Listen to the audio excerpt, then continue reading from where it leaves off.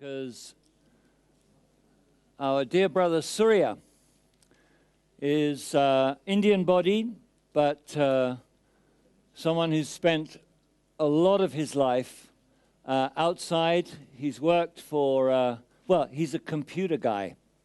He's not just a programmer. He's like what we call a computer scientist.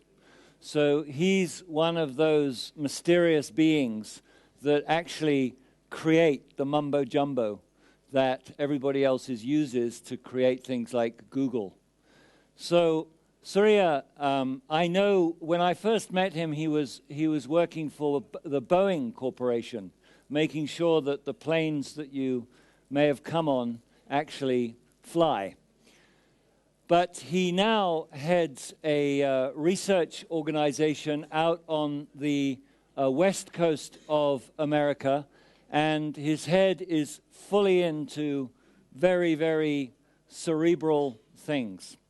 But he is at the same time, and has been for many years, a yogi. And I can't figure out whether it's his feet or his brain, one or the other, is firmly rooted in this spiritual understanding. And so he is going to, in a sense, continue our conversation that Neville began. And let us now sit down, relax, and enjoy the next 40 minutes with Surya Bhai. Good morning. Good morning once again. Can you all hear me? Yes. Okay. So it's lovely to be with all of you this morning, and I feel particularly fortunate to have heard Neville's presentation. He has actually covered a lot of wonderful ground and also stirred up your thinking minds and touched your hearts, both of them I could see. And he actually made my task a little lighter in the sense that I don't need to cover all the bigwigs in the field, what they have been saying and how it all falls together. It was a very, very wonderful compilation and summarization of the state of the art as well as the state of the heart in terms of who we really are. What I'll try to do is try to do something a little more humble, little smaller, probably more to the ground, probably more in line with what traditional scientists think in terms of this topic of science and spirituality. Okay, so please bear with me as I go along and as I build the story of what's the relationship between these two things. So science, as we all know,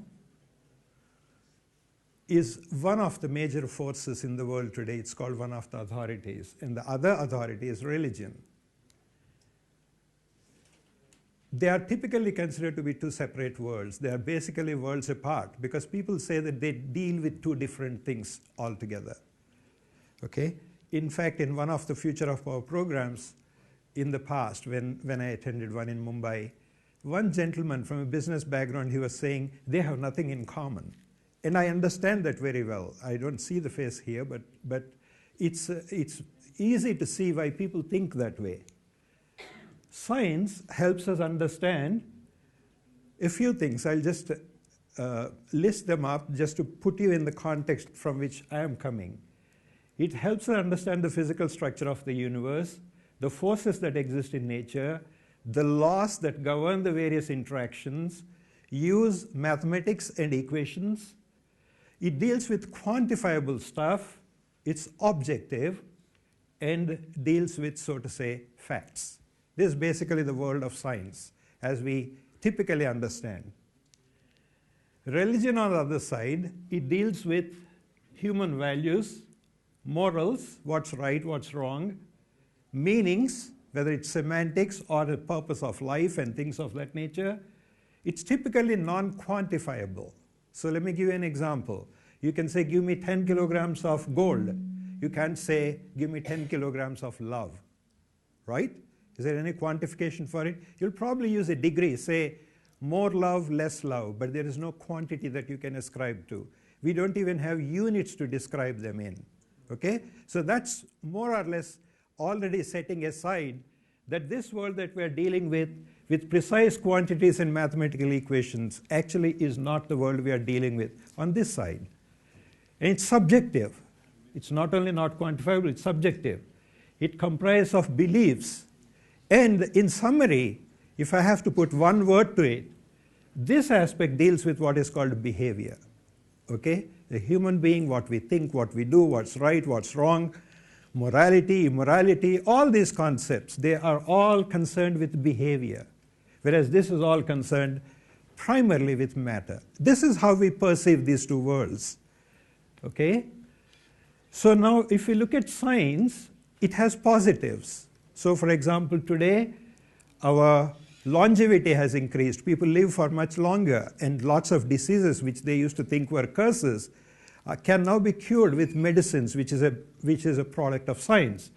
So I just listed a few of them for us to keep this in mind, that it can bring so many benefits. So on the health field, we see that in transportation, you want to fly from one side of the world to another side of the world. You can do that today, and things are getting faster and faster. Supersonic transfer, for example, transport. And communication. Okay, think about 10, 15 years ago versus now. You can see your daughter living in another corner of the world, not just hear them, but you can actually see them speak. So it's integrating people together. Communication has become better. Comfort, we control the environment. If it's too hot, we turn the air conditioner on, and then we are the masters of the environment. So it gives comfort in our lives as well. This is not an exhaustive list, but it's just a list to highlight that there's so many benefits that come from this. But at the same time, there are also a lot of negatives that science brings. And while I do this, actually, let me explain this to you. Because of a certain bodily condition I'm going through, I have a problem with the dryness of the mouth. So I'll once in a while keep taking a swig. So I ask for your forgiveness that I'm allowed to do this. Thank you. Now, on the negative side, we have things like physical weapons, with which now lots of havoc is being created around the world. Mass shooting in California recently. Nuclear weapons. Paris as well, not to forget. Nuclear weapons. So weapons of mass destruction are a byproduct of science too. Science has created this mentality of individualism. You know, I exist and whatever I need is basically the primary focus that's created by science. Materialism, everything that exists that I can touch, that I can use, is basically all that matters. Greed, I don't have to tell you about this, just look at the financial scandals and everything. Obscenity, again, I just used a generic term, I think you understand where I'm coming from. And obscenity is spreading widely also, very easily with the tools of science. Erosion of moral values, we see this quite a lot. And think of the Nirbhaya case that has happened in Delhi. And it shows how much below animalistic behavior humans are actually coming down to. And then insecurity of various kinds. Okay? And this is at every level, at family level, at the individual level, at the societal level, at the national level, there's insecurity everywhere. So that in America, there is a new department that has been created, which is called Department of Homeland Security. That's a new department. So lack of security everywhere. Now, we think science brings advantage, but here is an example. See, in olden days, if you had a fort is supposed to be a place where you're comfortable. If you are inside a fort, nobody can touch you. Okay? So there's very strong walls around the fort, but they also used to have what's called a moat. This thing is called a moat. Okay? And there would be crocodiles or alligators or whatever, so people can't actually even cross it. So if you wanted to be safe, all you needed to do was draw this bridge, cut yourself off from the rest of the world, and you're safe and comfortable. Those were the good old days. But now what happens? Think of a cannon, which is a product of science. It sits outside, and then it starts blasting that castle that is in there. You're already starting seeing that I'm not secure anymore. But just as you're seeing now in countries like Syria, you can actually, somebody in another part of the world could actually just launch a missile by pressing a button, and then it will go and hit. it'll go and hit an object which is somewhere else in another part of the world. So if you're sitting in that castle and it's in the way of some missile, then you're not safe anymore. So what happened to your security? Science did give you all those comforts, but what happened to the security? Well, even if you have a moat around you, if somebody else has a remote in their hands, your moat is of no use. Okay? So that's where it went. Similarly, science and privacy. I'm just highlighting a couple of aspects just to tell you where it is taking us. So here is a family, wonderful, beautiful family with kids and parents and so on. They're having a private time with their family. And this particular piece of land that you are seeing, imagine it in the middle of 100 acres of land that they own, which means that where they are, there is no human being in sight. Nobody can actually even look at them. They're right in the middle of a 100-acre lot. You understand? Okay, now what's coming up?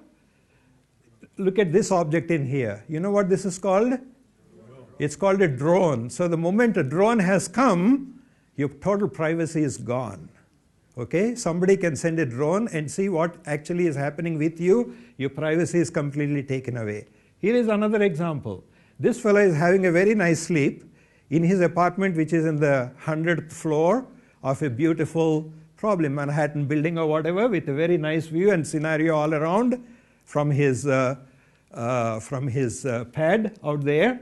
And there's a drone flying at that 100-story level and peeking into his bedroom. And this is a reality. People are trying to fight this now. What am I trying to tell you? What I'm trying to tell you is while science can give us a lot of great things, science not used in the right way can also create lots of new problems that did not even exist before. You're all with me on this? Yes. So we need something that reigns in science. We need something that will blunt the edge of all these negative things that science can bring. But sometimes the analogy is given that science is like a knife. Now, is a knife a good thing or a bad thing? Huh? It's a good thing. Many of you seem to think it's a good thing. Who thinks it's a bad thing? Huh? So some think it's bad, right? You think it's bad? No? It's good? Only good? Okay. So in reality, the answer is that it's neither good nor bad. If you use it for cutting your vegetables, it's a good thing. If you use it for cutting somebody else's throat, it's a bad thing. So it's in the hands of the person who is using it. So science is like that. It's a tool, but in the right hands, it gives benefit. In the wrong hands, it brings harm. Okay? So this is where how science gets used actually becomes critical. So what is the other thing which can help us rein in the behavior and the usage of science that is at our disposal today? And that is where religion comes into picture. Okay? So now religion has positives too, and I use the words religion and spirituality a little bit interchangeably, although they are not identical. I hope by the end of the presentation that will be clear to you. But this thing in general gives us inner comfort, it gives us morality, right and wrong, doing good, being good, and so on and so forth, lots of good. But at the same time, it also brings things like superstition, blind faith, division, means I belong to this and you belong to that, communal disharmony, fights among communities, narrow-mindedness, if you are not one of us, then you are against us, and then rituals, which probably have no benefit, probably. But people hang on to these things very strongly because it sort of appeals to something that is deep inside them. You can't reason with it. Okay? So while religion can bring these good things, it also has negatives in there. Now the question is, we want these goods because the positives of religion is saying that this is good, this is not good. Don't harm anybody, don't steal something, don't create violence. Those are the things that we need to govern the behavior of what is going to be done with science. So we need that good part, but we don't want the bad part. And so similarly for science, we need the good part of its good application, but not the bad part. Now what's the solution? The solution then is considered to be to take the best of both worlds. Means take the good, positives from both, That means take the good from the spirituality side and guide the science as to what you should do with it, and then reject the negatives from both, particularly reject notions like religion, but hone and embrace spirituality. So if you do that, then you actually get rid of the bad parts. Now the question is, how do you bring both of them together? Okay? So this need for combining the two to actually make progress happen has been recognized a long time ago. We are not the first ones talking about it. And to show you an interesting quotation from one of the most famous scientists that we know of, Albert Einstein. This doesn't always come in. Science is not so reliable always, right? So this is a quote from Albert Einstein which says, "Science without religion is lame. Religion without science is blind." And for both of them to actually bring benefit, the combination has to be used. Just like this blind man here is actually carrying the lame man who cannot walk on his head. The lame can see but cannot move. The blind can move but cannot see. So by the combination of them, they actually help each other to move forward and get something done. So this was an analogy. It's a pictorial depiction of the statement that Einstein made. This was made, when the nuclear bombs were used in the last century. And that was, 1936 was the invention of nuclear bombs, and 1942 was the first use of it. And many scientists, including Einstein, Oppenheimer, who was the head of the nuclear project, and so on and so forth, they all said this is going to be destruction of humanity. We can't go on this way. Okay? So that's when they started saying this, and a peace movement was formed around the world saying that we need to somehow rein in this science by complementing it with spiritual values, so to say. I'm just using a general expression. Because they didn't actually prescribe religion per se. They were saying, think of human values, think of moral values, think of being good. Okay? That's what they meant. But this was 80 years ago when they did it. And many people received even Nobel Prizes for leading that peace movement, peaceful usage of scientific technology, science and technology. But let's look now 80 years on. How is the world today? Is it any safer than in 1942? Are we closer to destruction, or are we further away from destruction? We're closer. So this thing that when science and religion or science and spirituality come together will bring us harmony, actually did not. It remained a slogan. It didn't work. So something else needs to happen. And that's exactly the theme that I'm going to cover in the next set of slides. I was just setting the context until now as to where we stand together with regards to these two authorities, science on one side and the spirituality or religion on the other side. Now I'll actually present to you what I think is happening and where science is looking at and how the science and spirituality can come together. So I'll now go to the crux of my presentation.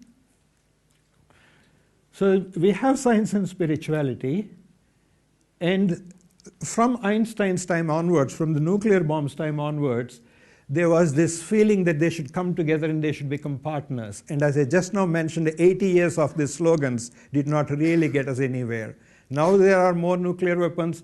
Now there are more crazy uses of technologies. Now there is more insecurity. Now there are more problems and all sorts of things. So we are not really getting anywhere with this kind of a slogan saying, let's be partners to make something happen. Can something different happen? I think it can, and I think it's happening now. And that's the part that I would like to emphasize with. What really needs to happen is not just partnership, but there need to be an overlap. What does an overlap mean? An overlap means there is a common set of understanding which is common to both science side as well as the spirituality side. So what does that mean? So this region in here, the overlap region, is basically where science meets the spirituality. It's not just handshake, that there is a common set of understanding which is uniform to both science as well as spirituality. And my thesis is that until that happens, really science and spirituality cannot be partners. And I'm going to present to you that this indeed is really happening now. And so what I'll be sharing with you is developments in the field of science, the latest developments in thinking, that is actually somehow making us understand things in a way that science and spirituality become not just complementary, but they become overlapping, unifying theme for truth. So let me explain this to you further.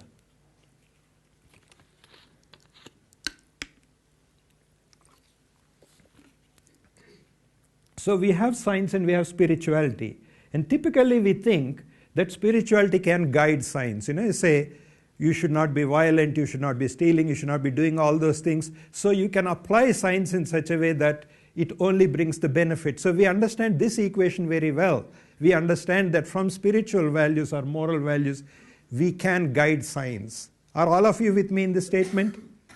This is something we understand very easily. But what we don't understand is that while science can be guided by spirituality and it can help it, we have no way of understanding how science can actually help spirituality. So the reason why we did not make progress in the 80 years, why there was further deterioration in spite of the slogans, is because spirituality can guide science, but what has been happening to spirituality? It has been becoming weaker and weaker and weaker. Why? Because we have drowned more and more in materialism, in individualism, in the things that science was telling us these are all things that exist. So spirituality got weaker and weaker, so the controlling power which could have controlled science was becoming weaker. So the benefit was not coming, although it should come. So now if I really want to make things work, I have to somehow reinforce this spirituality. And the novel theme that I am going to share with you now is that in reality there's only one thing that can help spirituality to become stronger again. And you know what it is? Science. And the thing is, how? So let me share with you a few highlights as to how a new thing is happening, which is where science is now coming back and say, this is how spiritually the truths are, and that's where we should be thinking about. Okay? So before I go ahead with the real results, the hardcore results from the science area, let me give you an example, two very simple examples to bring you up in the same frame of mind. For example, as I grew up, parents used to tell children, don't smoke. Yes? We hear that a lot of the time, right? Parents don't want children to smoke. And what does the child do? Child goes away here and there and then goes to school and smokes with kids and comes back, tells lies to the parents, all that stuff. I'm just using one typical case. Okay? When the parents are telling the children not to smoke, the children saw, parents thought it's a very wrong thing, it's a bad habit to smoke. And the children were thinking, this fellow is coming and constraining me. He doesn't understand, it's a hip thing, it's cool to smoke. Like my friends smoke and I want to smoke too. What's wrong with it? I'm just smoking. But in the early 1990s, certain scientific results started becoming openly available. They were actually available in the 60s, but the companies, because of their greed, did not want it to come out. And in the 1990s, the research that was done with regards to what happens when one smokes started getting published outside openly. And so now it's common knowledge that if somebody smokes, it's very likely that they will get cancer. Okay? So now you go and tell the same kid, you want to die at 30 years of age, go smoke as much as you want. What does that fellow do? He will think twice at least before he does it. Okay? So remember what has changed in the boy? His behavior has changed. Behavior was the domain of what? Was the domain of religion before. But now the scientific fact is helping the fellow follow what was previously thought to be like a dogma from the parent to say, don't smoke. So what I'm trying to tell you, here's one example where science can actually tell us there is something beneficial for you in understanding this and understanding the consequences. And when we understand that, then our behavior automatically changes.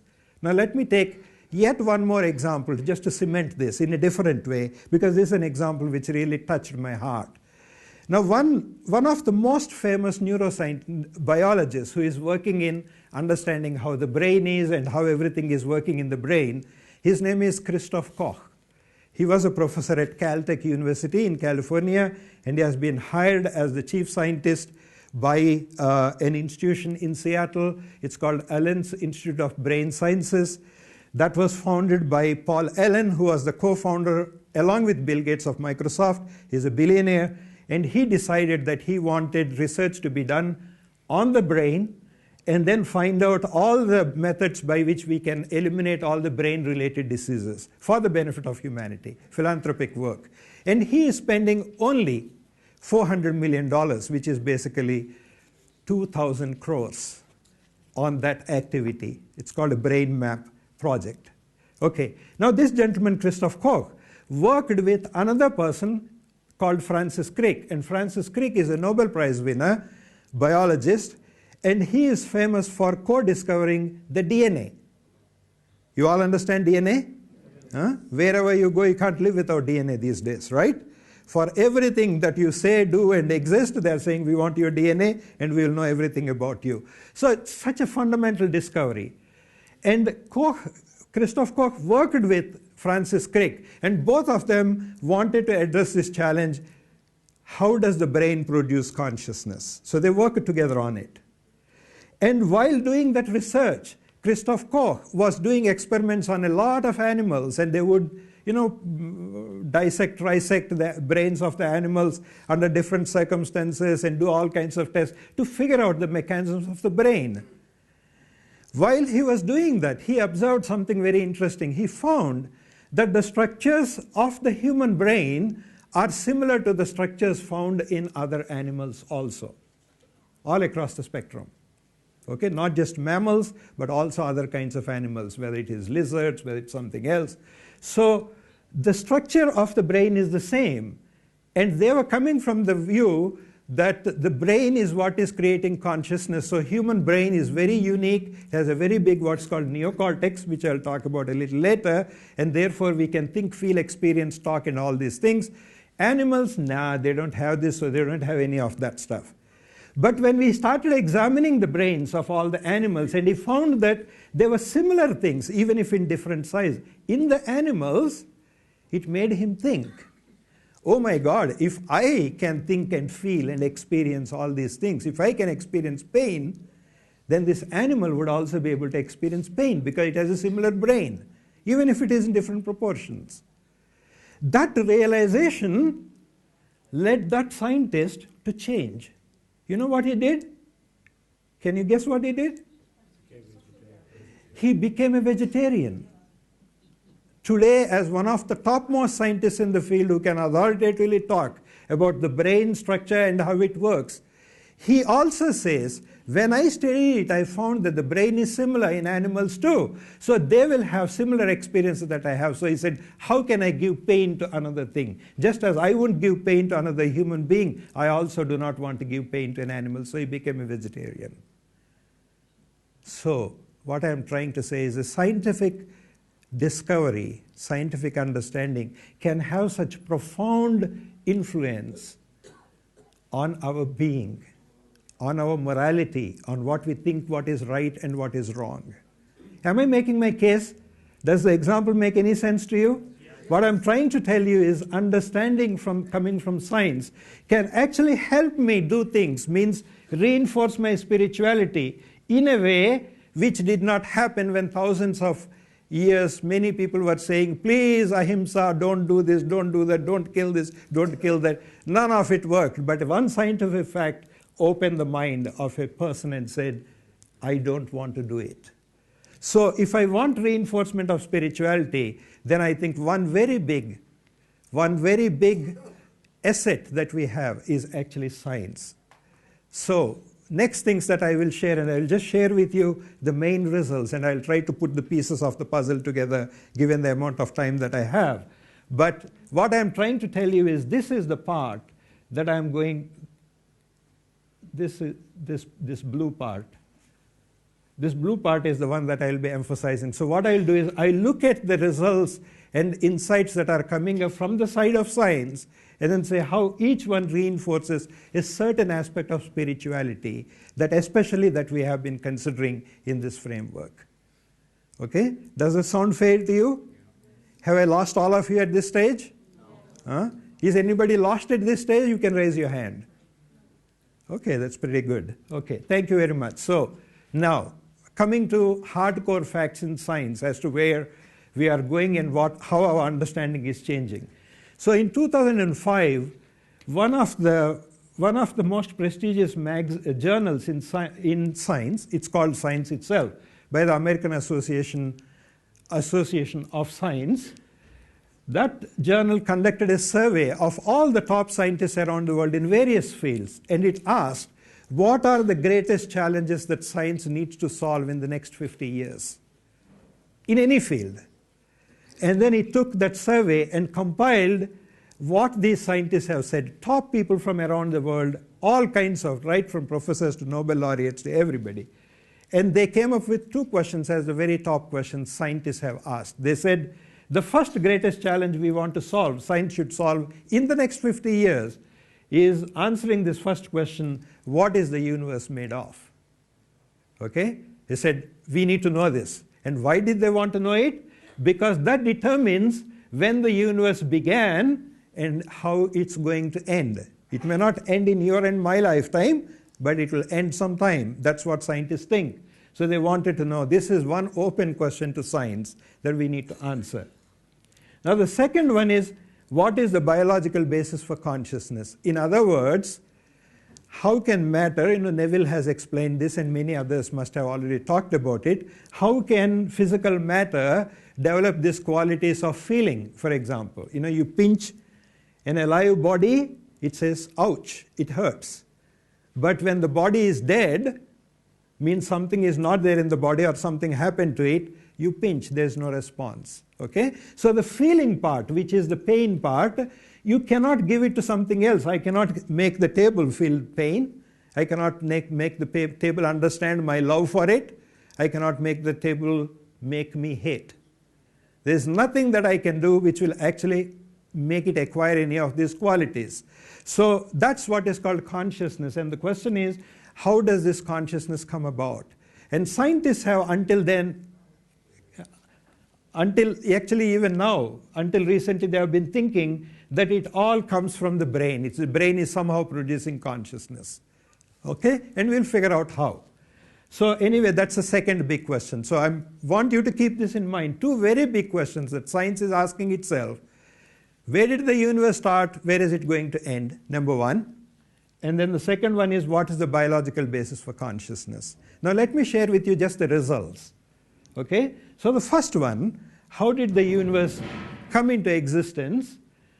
The prevalent theory is what is called the Big Bang model. Basically, once upon a time, long time ago, there was the dawn of time, and there was this big bang, big explosion of whatever people can't explain.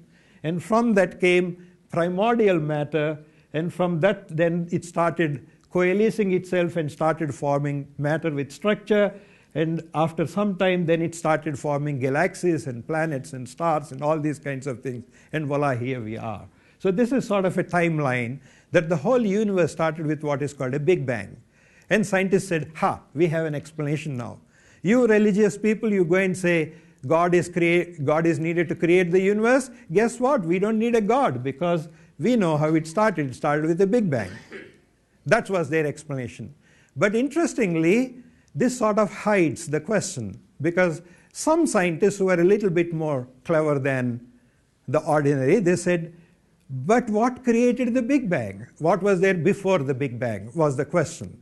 Okay? Because science always explains, why do you have the table here? The table was here because there was a tree or there was a wood. The carpenter came, he used the wood and he made it into a table. Now you ask, where did the wood come from? You say, there was a tree. And where was the tree come from? Somebody planted that tree. Where did that fellow come from? His mother and father was there, and therefore he was born. Where did they come from? And then you keep going on. So science, you keep asking questions. What was there before? What caused it? So in a similar way, you can continue asking the question, what was there before that? What was there before the Big Bang? And that became a very big question for science because there was no answer to it. Okay. Now fast forward, I am now giving you a summary, and there's a reason why I'm giving this summary to you. So the question was asked, what was there before the Big Bang? So some of the big heads in science continue to think about this, and very recently, like here you see in 2011, one of the famous mathematical physicist called Roger Penrose. He actually wrote a book called Cycles of Time. Now, Roger Penrose is a very big shot in terms of the fields of mathematics, mathematical physics, cosmology, and so on. He is actually the one who taught Stephen Hawking. He was the guy who was the doctoral thesis advisor for Stephen Hawking. And if any of you don't know Stephen Hawking, just go and Google, then you will know what we are talking about. He is talked about as the next Einstein, so to say. He's in Cambridge. Penrose is in Oxford, and so he's a very great thinker, and he's very well accomplished scientifically. So he wrote this book, and why I'm pointing this out is he's saying that this Big Bang model, where suddenly a Big Bang happens and the universe comes, does not make any sense. There has to be that the universe expands and then slowly it goes back into a Big Bang once again. So the previous universe leads into the next universe and time continues in a cycle. This is the only conclusion he could come to because there's nothing else that makes sense. Okay, I just want you to keep that in mind. What is he saying? He's saying time is not linear, time has to be cyclic. And the universe always exists, it just goes from a Big Bang to an expansion, then it comes back to a Big Bang once again, a new universe is born out of it. There is no beginning, there is no end. That's basically the conclusion of that. Okay? Now the second one, another one that I'm mentioning is a scientist called Paul Steinhardt, and he is the one who is one of the co-proposers, co-authors of a theory which is the most accepted theory today in cosmology, which is called the inflation theory, a modification of Big Bang. And he looked at his own model that he has proposed, which the whole world has accepted, and said, nah, this doesn't make sense. Okay? So it's a wonderful thing. Look, this scientist has at his heart wanting to find the truth. He is not saying, my theory is accepted by everybody, I am the guru of the world, I am done. He's saying, the solution I came up with is unsatisfactory for so many reasons. Let me go and find out what is the truth behind it. So he came back, and with Neil Chorak, he has written a book in 2007, and he called it Endless Universe Beyond the Big Bang. So the universe has to go endlessly in a cycle. It cannot be starting with a Big Bang. Now, why am I saying it? Is because this guy, by the way, Paul Steinhardt, is the Albert Einstein Professor in Science and Director of the Center of Theoretical Science at Princeton University, where also Einstein worked. So you can't get a better accreditation than that to say that he's one of the big shots in this whole field of trying to understand where this universe came from and where it is going. What are both of them saying? They are saying somehow the universe has to be cyclic, time has to be cyclic. So that's the data number one I want to give to you. Where is science heading today? It's saying somehow this universe has to exist always. It should go in some kind of a cycle. Details are different, I agree. But at least at the bigger picture level, they are saying this is the only thing that makes sense. So keep that in mind as a data point. What's the first data point for you? That the universe always exists. Okay? Nobody creates it. Nobody destroys it. It always exists, and some drama happens in the universe. Okay? Point number one, and time goes in a cycle of some sort. That's item number one. And the connection of that with spirituality, I'll come to it when I cover this point. So the second one now. The second question is, where does consciousness come from? Okay? So far, you are all with me? You okay?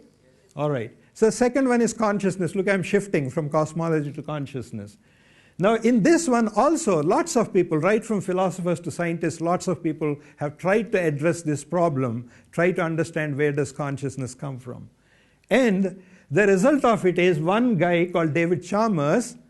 He is a philosopher, but in his doctoral thesis, he came and said, look, all of you guys are arguing about what this consciousness is till cows come home, and you're not making any progress. So let me tell you what the real question you have to answer. And that's his greatest contribution, by the way. Hats off to the guy.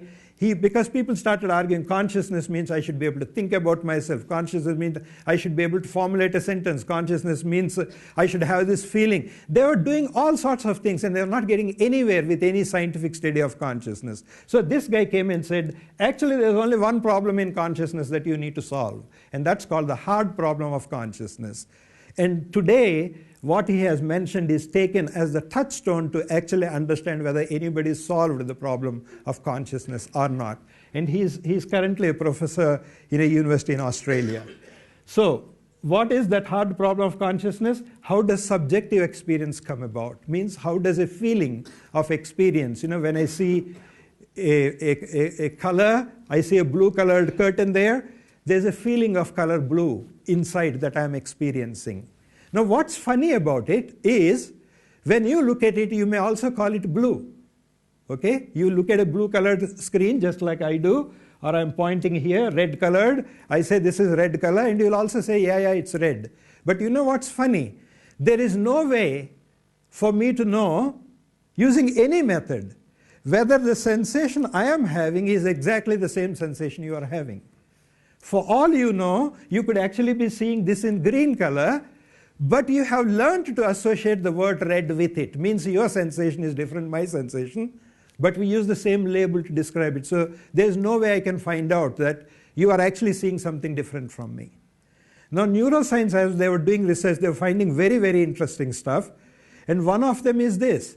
Depending upon how the brain gets wired, there's a phenomenon called synesthesia that comes up. You know what happens in synesthesia? If you show somebody a picture, normal people see a picture when you show them a picture. But it can be that in some circumstances, if the brain is rewired differently, when a picture is shown, they won't see a picture, they will hear a sound. Other way around. If you make them hear a sound, they won't see a sound, but they will see a picture. Okay? So subjective experience is a very, very tricky matter. They are not the same. We think, oh, I am saying green, they are saying green. But you have no way of comparing what you are actually feeling with what somebody else is feeling. If this is beyond your head, don't worry about it. But I'm just trying to tell you that he boiled down the problem to what is called subjective experience. Feeling, qualia, different words are used. But he said, tell me how this is produced in matter. And that is today still the hardest problem in any field, in neurosciences, in computer sciences, cognitive sciences, philosophy, psychiatry, take it whatever. This is the problem that everybody is trying to address. Now I want to mention two very famous people who are involved in this. There are many others, but two famous at two extreme ends of the spectrum. One of them is John Eccles, who is a Nobel Prize winner, is a neuroscientist, and he is the scientist who has found out how the brain cells fire to trigger communication with each other and actually make the brain do what it does. So he did some fantastic work in an area called neurophysiology, the physical functioning of the brain cells. And he got Nobel Prize in 1963.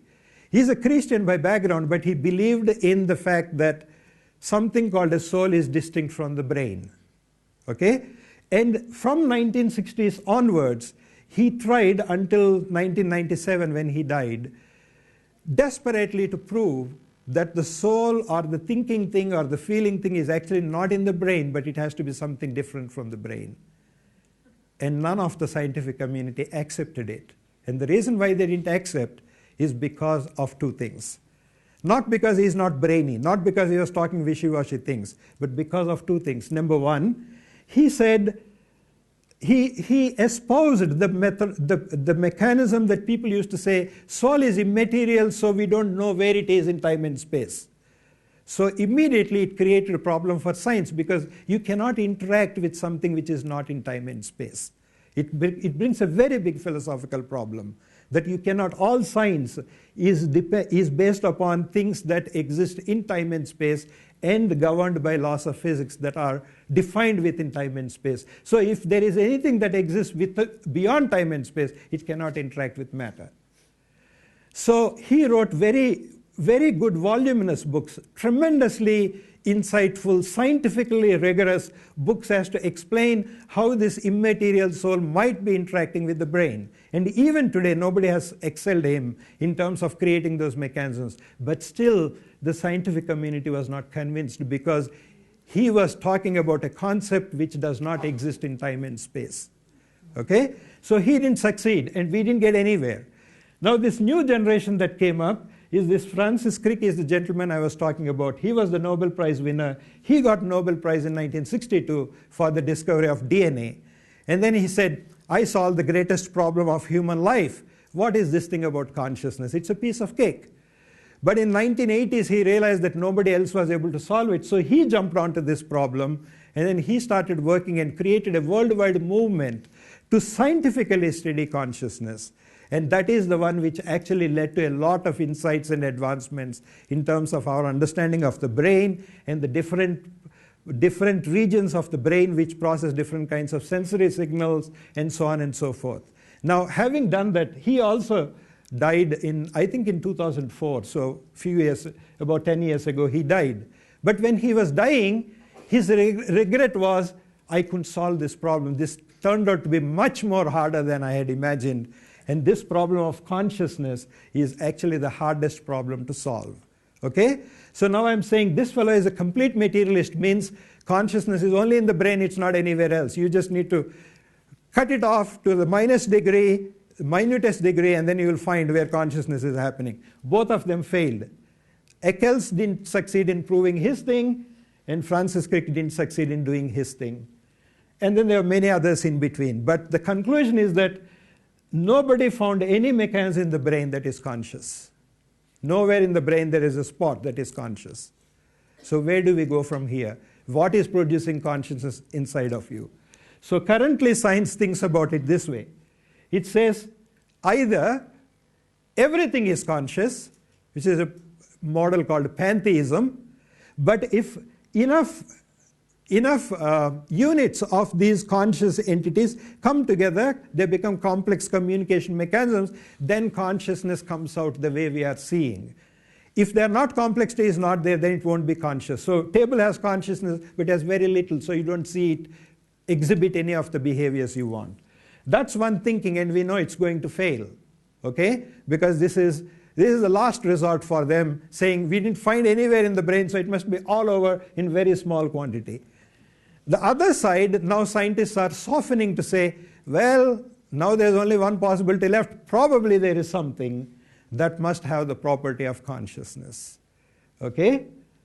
This is where the world stands today, and I want to share with you a couple of slides which basically talk about results that are just about coming out. And so they are not published work yet. But I can guarantee you, in 2016, you'll hear about it in the news. Okay? 99.9999%. So what is that about? And that is this. So what's the source of consciousness? People try to investigate the source of where that consciousness is in different parts of the brain. And finally now, actually, we are at a stage, and lots of scientists are converging on this, that there is a very small region in what is called the upper brainstem. This part is what I'm talking about. There's one very small region which is amenable to a very specific kind of particle, a new kind of a particle, like an electron, new kind of a particle, which has the property of consciousness to sit and actually control the whole of the brain.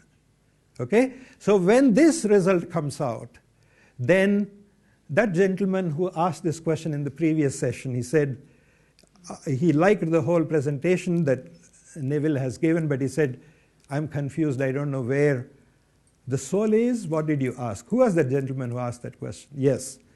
Here is your answer. That's where it is. This is where science is coming to. Okay? So there is a small region within the brain from which it has connectivity to the rest of the brain to actually control it and therefore the body. So if you ask where the soul sits, basically it's somewhere within that region. I'm not giving precise details for a specific reason because this is work yet to come out. And when it comes out, you will see it. I can't say anything more on that matter. But this model that you have been hearing, that we are a point of light, we are focused, we sit somewhere in the brain and actually control it, that you have been hearing in this organization. I am telling you, science is moving there. And this confirmation will happen in 2016. Okay? So that's the science side of the second element of the spirit. Now we talked about another element, behavior. We said behavior is the domain of what? Behavior is domain of religion, typically. Okay? So now let me share a couple of slides on this aspect, and then I'll try to wrap up because I'm coming to the end of it. Neuroscience, means brain sciences, is finding that in our behavior, whatever we do, we go through a process which is like a balance, like a scale. And in that one side of a brain tries to reason about things that it sees, that it knows, that it understands. Another side of the brain actually deals with the emotion that we generate as a being, as a spiritual being. Okay? So in any situation, you will always find this dilemma. Actually, this is the reason why when we try to make a decision, we always find that we are going this way. Okay? Let me give you a simple example. You saw chocolate, and you want to eat chocolate. How many of you want to eat chocolate? Few of you, not many. Okay. All right. So your emotion says, chocolate, yummy, I want to eat. Okay, that's this side of the scale. And what does the other side do? It reasons. What does it reason? What does it say? Chocolate means you are going to become fat. Oh my God, you're going to get a heart attack. Or you'll put on so much weight that your lover will not love you anymore. I can't do that. So now you have a dilemma between the two. Even if you want to get out of your chair, there will be this questioning going on. It's so comfortable and cozy here, let me sit in the chair. Other thing will say, if I don't get up and switch on that thing, something else is going to happen, so I should get up. So there's this dilemma for us at every moment by moment. We go through this dilemma in the brain. There's emotion versus reason. So if you are only guided by emotion, that means you are not using reason. And you know, people who are just driven by emotion, what do you call them? Somebody is very emotional, they're not listening to you. Even if you're telling them this is not good, this is going to happen, they don't listen. What do you call them? Emotional fools. You'll also call them unreasonable. See, the reason is gone down the drain and they're just driven by this side of the scale, so you say they are unreasonable. Whereas some people, they put this one aside and they are only driven by logic and reason. What do you call them? Emotionless, okay. Another word. What do you call them? Logic? No. Somebody use that word. You said they're cold. You know, they said this one is cold. It's like he has no emotions. Do you like being with somebody who is cold? No. Actually, there's a whole field called emotional intelligence being taught to leaders, because if you don't pay attention to this part, forget about actually having them along with you. So you need both sides. And what neuroscience is telling us now is that actually they need to be in balance. You need to see both sides of it. But you can be trained to get that balance. You can be trained to get that balance. This is the third element that I want to say. And Neville was mentioning about neuroplasticity. If you train yourself in a particular way, the brain rewires itself and you can actually become a more balanced being.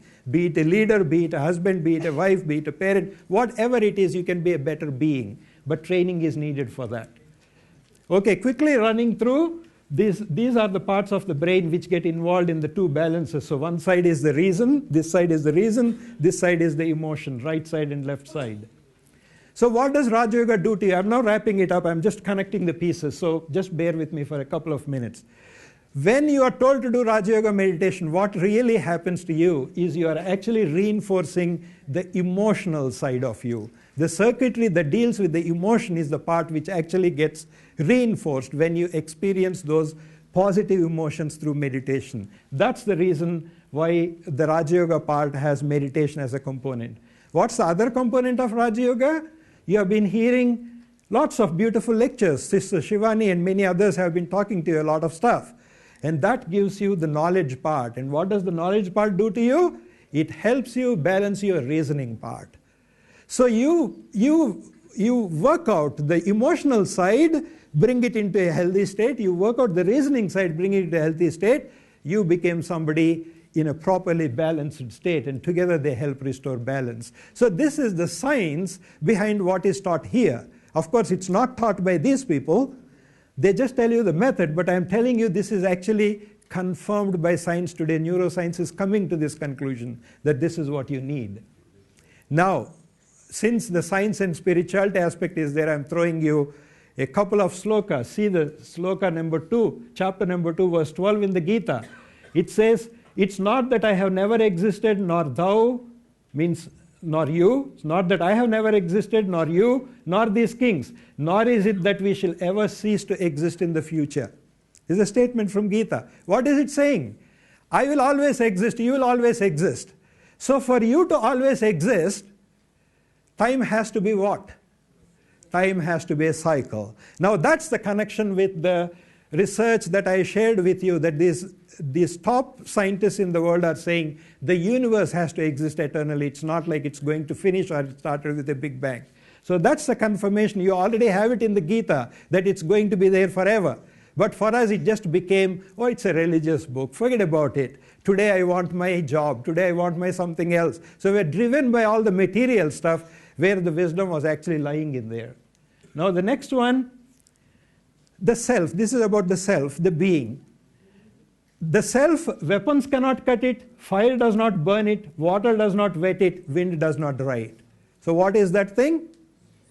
It's the thing which is not the matter, which is not the body, which is not the brain. It's talking about the soul. And that element that I pointed out to in that part of the brain where I said it sits here, that is exactly the one which has these properties. It cannot be changed into anything else. So there's a law of conservation in science which basically tells you that there are certain things which cannot be destroyed or created. So consciousness is one such thing. So the self always exists. That's the second one. So summary, spirituality can help and is helping science, but science can now help spirituality. But when you have both of them together, that's when you can actually eliminate the negative consequences of them. And so you now have the third ellipse, which would be what? Having both sides of it together in it. That's basically the Raja Yoga that you have been hearing. Okay? What does science do? Science is all about knowing. What is spirituality? It's all about being. And so what is this dude in here? This is about becoming. You know, you be, and you actually become. And that's what Raja Yoga helps you to become a divine being. So last verse. This verse says, it's a prayer from the Upanishad called the Brihadaranyaka Upanishad. And what it says, many of you might know this, Asatoma Sadgamaya, Tamasoma Jyotirgamaya, Mrityorma Amritangamaya. What does it mean? From falsehood lead me to truth. From darkness lead me to light. From death lead me to immortality. Okay? So what is the thing which will lead you to truth? What's the thing that leads you to truth? Whose goal is to just study truth? Science. So that's the first part. Once you got the truths, how to apply them and actually change yourself, be in the right way of behavior, that's a spirituality. From darkness into light, that's a spiritual part. And once you understood the ultimate truth that I am the eternal being, then what happens to you, the soul? You become immortal. So the prayer is answered. Basically, that's what the union of science and spirituality is about. And we are at the cusp of seeing this in the world happening. And I shared with you some of the main things that we see coming up in the scientific world, which will actually help us strengthen the spiritual element. And when we do follow that method, then the golden age will be created. Thank you very much. Thank you, Surya.